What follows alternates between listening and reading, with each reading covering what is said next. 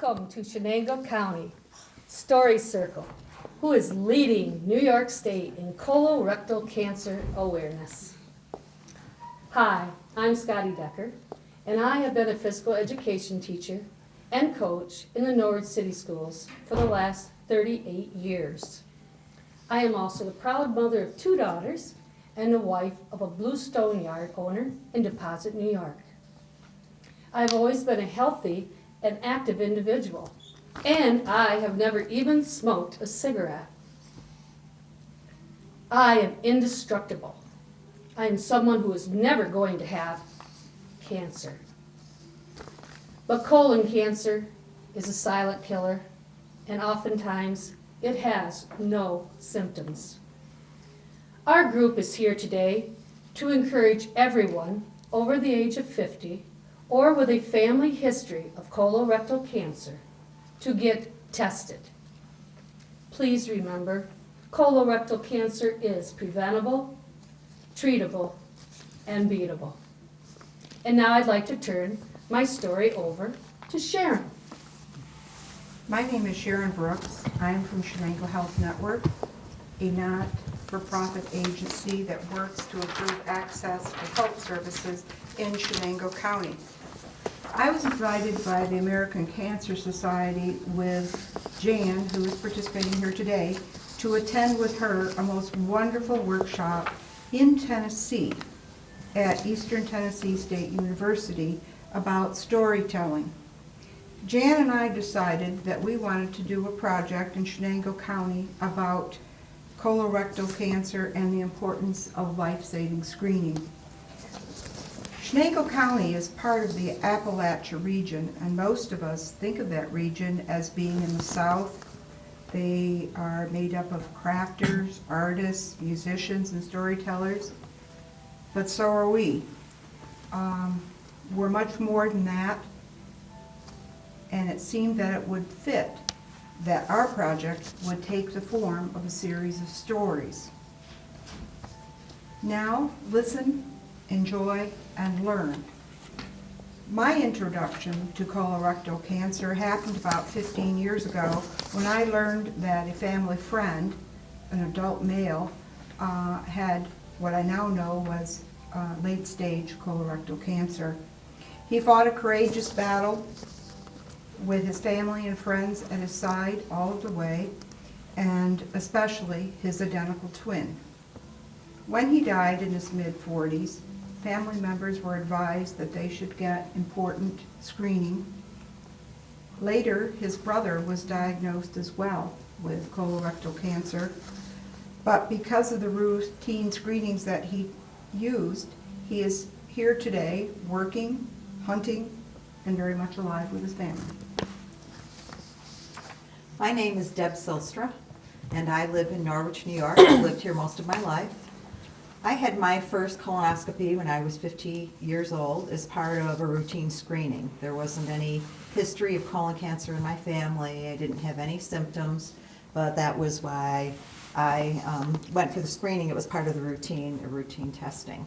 And they found a small polyp, and the doctor was able to remove that through the scope and recommended that I go back again in 5 years to have a follow-up colonoscopy.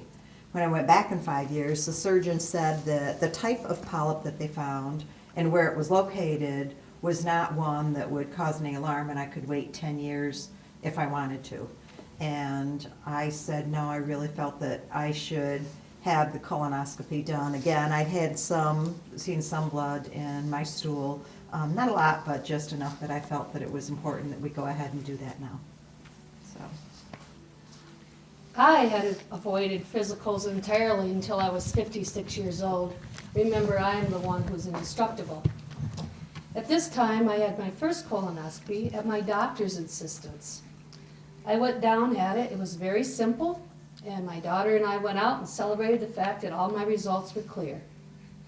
There is one downside to a colonoscopy, however, and that is you have to eat a muffin and you have to drink some soda before you're released.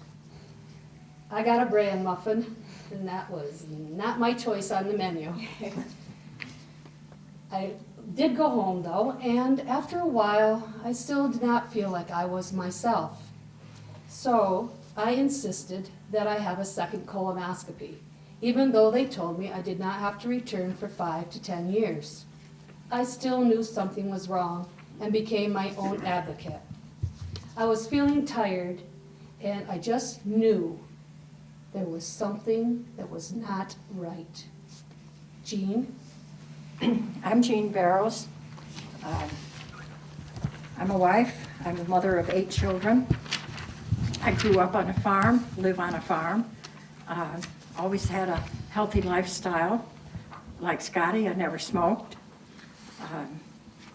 My grandmother died over 40 years ago of colon cancer, and she's the only blood relative I have or had that has ever had any kind of cancer.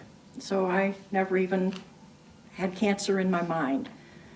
I even was in nurses training, and I never even heard of a colonoscopy 50 plus years ago. My nurse practitioner asked if, she asked my husband and myself both if we'd ever had a colonoscopy, and we both sat there and said, no. So she said, well, I think it's about time you did have one.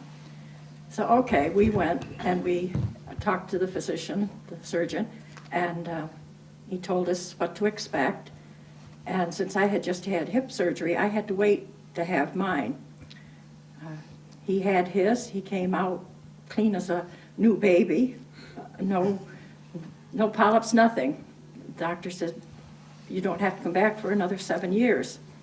So I was expecting the same thing when I went to have mine. Well, for some reason, the anesthesia didn't put me sound asleep. I watched my whole colonoscopy on the screen, and all of a sudden I felt a little pain in my lower abdomen. I saw a blip on the screen. So I knew there was something wrong.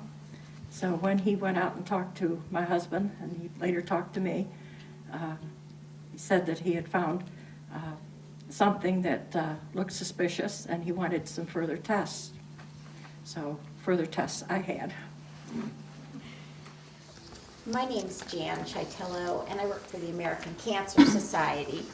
And I've been involved with public health for most of my professional life, and so I knew that I should have a colonoscopy or at least get tested for colorectal cancer at age 50.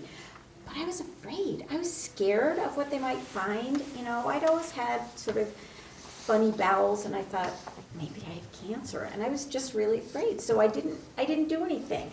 No, none of my doctors pushed it or anything. And then when I was 53, I started to work actually for the American Cancer Society and had to learn about colorectal cancer. And the more I learned about colorectal cancer, the more I realized that if you get tested for it, they can find it early and they can actually prevent it by taking out the polyps.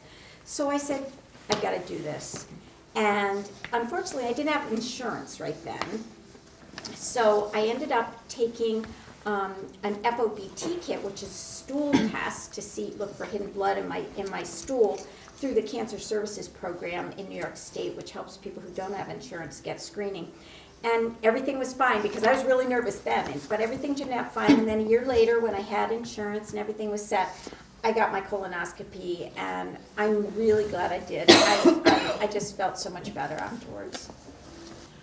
Well, my name is Susan, and I live in Afton, New York. I'm married with a mother of 3 children, and I work in Norwich as a nurse for mentally disabled criminals at a treatment center here. 10 years ago, I thought I was a picture of health also.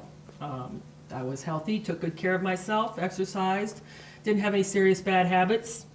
And one day, the last couple months, I started having changes in bowels, some blood in my stool. And still didn't really think anything of it because I didn't have any of that, what I thought was history in my family of a problem. But I happened to see my nurse practitioner for a pap smear that same week. And I asked her to carefully check me during rectal exam, and she did, and she found a tumor. And that's when I started going further into looking at what my problem was. I'm Lori. I live in Afton, and I work at Chenango Health Network, and I do the cancer outreach. I run the Every Woman Counts in Chenango County campaign, and I also provide insurance for women 40 to 64 who are uninsured for mammograms and pap and pelvic exams. When I was 38, I had some blood in my stool, and I had a doctor that was really proactive and told me I had to have a colonoscopy. I didn't really even know what a colonoscopy was, but I went and had the colonoscopy, and he found everything was fine except he found some pockets, which I had diverticulitis. I was 38. It really didn't mean much to me. He said, just don't eat a lot of nuts. And I went on with my life. A few months, about 6 months ago, I started having some stomach pains and irritable bowel syndromes. And I just kind of blew it off, figured it was stress. And then I became involved in this wonderful group. And for our first meeting, we were sitting around and everyone was telling their stories. And I think I got whiter and whiter as the stories progressed. And I realized right then and there that I needed to push forward and have a colonoscopy and find out what was going on with me. Because my doctor and surgeon was very aggressive, wanting me to get all kinds of tests and everything, I had several tests, and he was fortunate enough to be able to remove the cancer that I had. It was rectal cancer, and it was all encapsulated in my intestine. So with surgery, he removed it, and during the surgery, he went out and talked to my husband and my daughter and told them the choices that I would have, that I could, he probably could put my bowels back and I wouldn't have any control over them, or I could have a bag. So they immediately chose the bag for me. So I was very fortunate to have just surgery. I didn't have to have any chemo. I didn't have to have any radiation. And I have learned to live with the bag.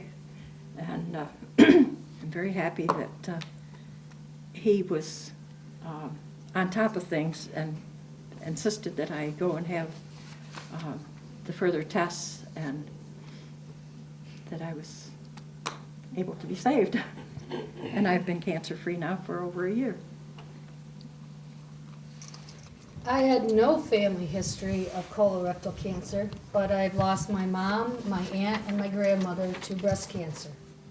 So I went into my second colonoscopy in total control. I knew I was going to skate through it, everything was going to be great, and my doctor said that you have 5 to 7 years to grow colorectal cancer. And it had only been a year, so I felt very safe. So I went into it and told them first thing, I want a chocolate chip muffin when I wake up, and handed my daughter the credit card and said, go shopping and so you don't have to wait in the waiting room for so long. I woke up from my colonoscopy, sat up and said, where's my chocolate chip muffin? And no one laughed. The doctor and my daughter were there, and that was my red flag. She was already back from shopping. And the doctor said to me that I had stage 3 colon cancer. I immediately informed him that he was wrong and probably had mixed up my records with someone else, that I had not come down here to die. And that is when the roller coaster ride started. The next morning, I had laparoscopic surgery, and they removed 18 inches of my intestine and 46 lymph nodes, and 9 of my lymph nodes were affected. I have been a survivor since July of 2008. And Susan? Well, that was 10 years ago, the story I told, when I found that was diagnosed with rectal cancer. The options were given to me that we thought was best for me was a series of radiation treatments over 6 weeks and courses of chemotherapy. And again, I have to say, up until then, I thought there was no history of colon cancer in my family. And then I found after my treatment and my cure that my mother was diagnosed and her 2 sisters died of colon cancer. But this was again after I had found out that my treatment. My brother did get tested. The whole family got tested for had their colonoscopies, and indeed, I think why they caught my brother's polyps very early, so he gets tested quite closely, and also my identical twin. And I've been cancer-free for 10 years, and go back and get regular colonoscopies, and I've been doing great ever since.